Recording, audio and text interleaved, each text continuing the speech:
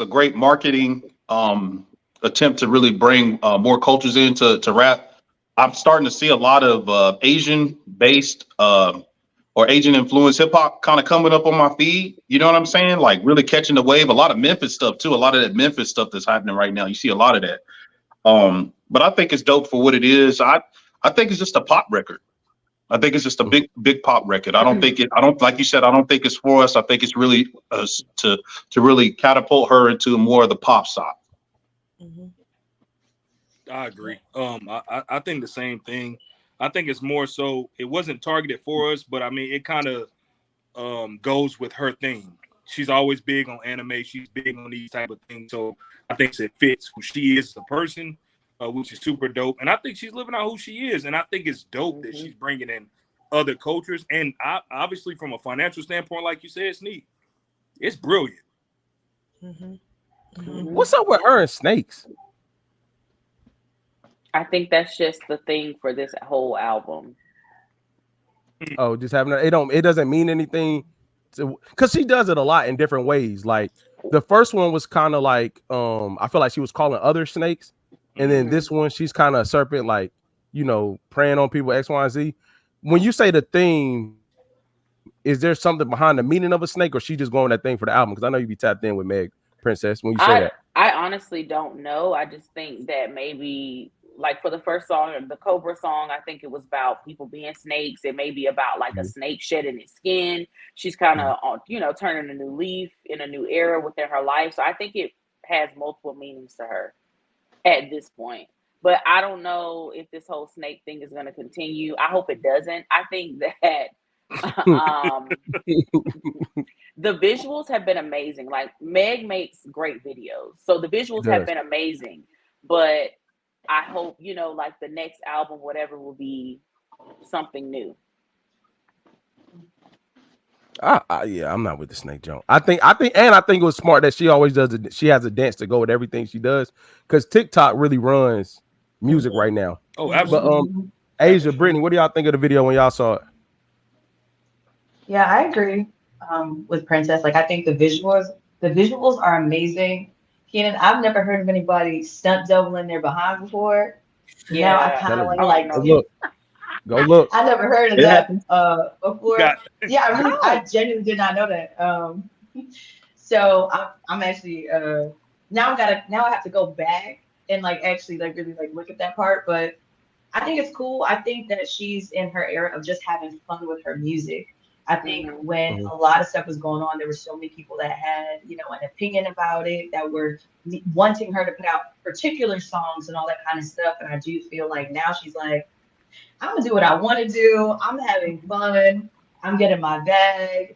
And the people that get it, get it. The people that don't, you're still going to see it on TikTok, on all these things. And so I like it. Like, I think it's just like a vibe. It's like it's a vibe.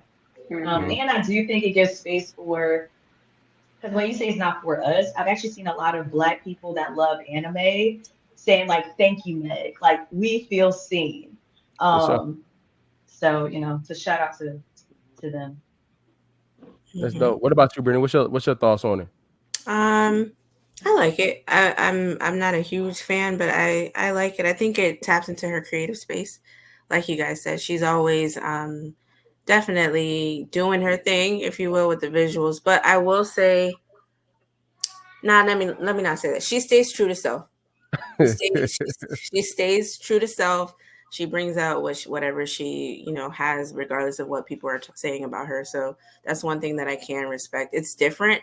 It has to grow on me. I am the person in the mirror trying to do the TikTok dances because without it, I'm not turning that song on. So I feel like oh, go ahead. I'm sorry, Princess. Sorry. Has there been another artist that had like an Asian hip hop artist on their song, or is this like the first we've seen that? Right? I was like the first. Mm-hmm. Okay. Sure. Yeah. I just thought that was super dope. Yeah. I feel her pivoting. Oh, go ahead, Jay. I'm sorry. How do y'all feel about his verse? I can't understand it, but it sounds good. I feel like in his mind, he was spitting that heat, but what I received was I don't know. Sure. But I feel like Never mind. I'm gonna say that. So the thing is though, I Right. feel like Meg is being intentional away from her pivot of like how she came out rapping. Then she started like the hot girl hotties joint, Mhm. and I feel like she's intentionally pivoting away from getting back to like I don't think she wants to be known for that anymore. Like I don't know if people really paid attention, but like it started as the hot girl coach. She did the coaching thing for a little bit when it first happened, and then as she got into it, she's got back to rapping, and she raps about some of the same things. But I feel like it's an intentional pivot away from being known as just that. I just hope it's say again. I think I'm gonna disagree because she's got a song with Glorilla that's exactly in that lane. So I think that it's more of being intentional about trying to have records that appeal to the masses and then records that appeal to her niche, which is what you're talking about. Because both of those records are out right now.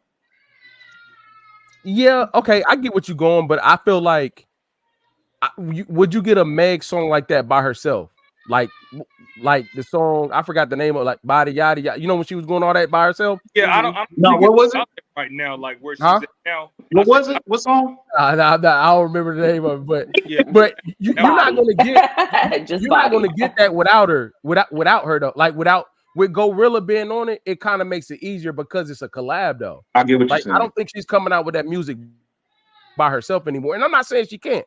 I'm not saying she shouldn't. I'm just saying that I feel like after whatever happened, she kind of took a pivot away from that, which ain't nothing wrong with that. I get what you're saying. I think Yeah. I think she's mastered. She's becoming like the female version of Drake.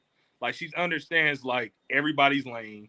She understands how to make money, and she understands what is hot and appealing. And she's very versatile to where she can appeal to all of those audiences.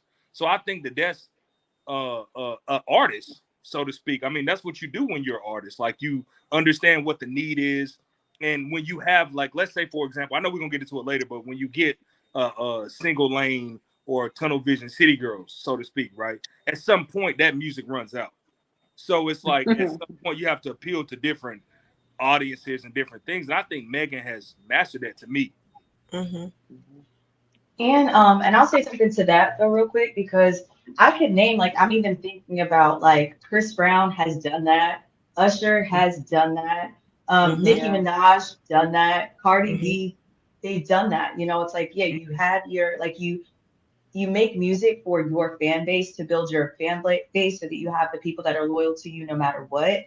And then from there, you then branch out. And then once you do that for a little bit, and then you come back to whatever version of yourself that you want to be. And I feel like all artists that are household names, they've all done that. So I just feel like this is